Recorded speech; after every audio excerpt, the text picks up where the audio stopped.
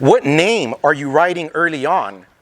When I was 11, I first started writing the name Sway, S-W-A-Y, and I've been Sway since, I think that was 2000, I don't even know, 2011. How do you choose the name Sway? Actually, somebody named me that, one of my uncles, Why? just because I don't even know, honestly. I think he was drunk one day and he just said, all right, I'm going to call you Sway. I'm like, what? I don't even know what that means. What the fuck does that even have to do with me? But it just stuck.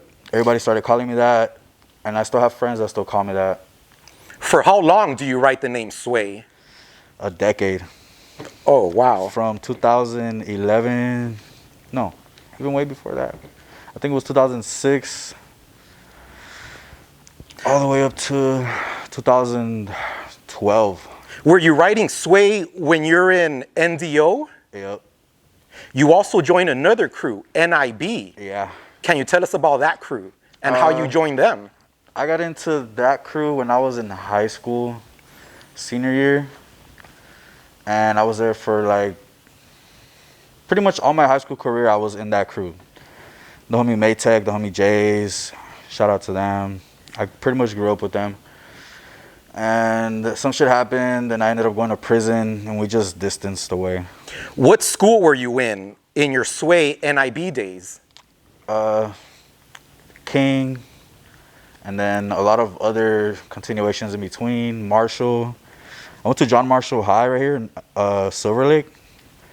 That was fun. There was so much variety of girls and just, but yeah. Why do you stop writing the name Sway? Oh, because I went to prison, right?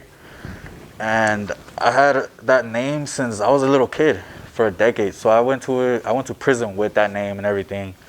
Came back out and I stopped writing for a while because I was on parole. And then 2 years into the parole, I wasn't doing shit. I wasn't even active. And then I started bombing again. And a crew PMK noticed me. And they recruited me.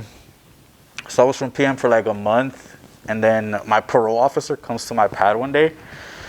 And she tells me, so Sway, I see you've been writing again. And I didn't even answer her because that was just like me telling on myself. So I didn't even do shit. Like, I didn't even know what to say. So I just ignored her.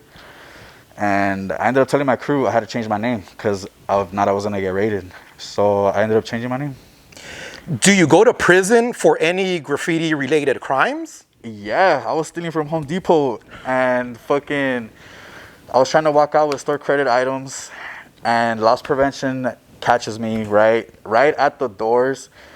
And so this fool starts tackling me and then other people start ganging up on me. And now I'm on the floor trying to like squabble out of it. And so they catch me red-handed with everything in my pocket. Actually, I actually had a chance to get everything out of my pocket and I threw it out, like out of the door. And I even yelled out, I was just concealing it. And yeah, they ended up telling on me and flipping the whole story because when the cops showed up, they patted me down and found a knife in my pocket.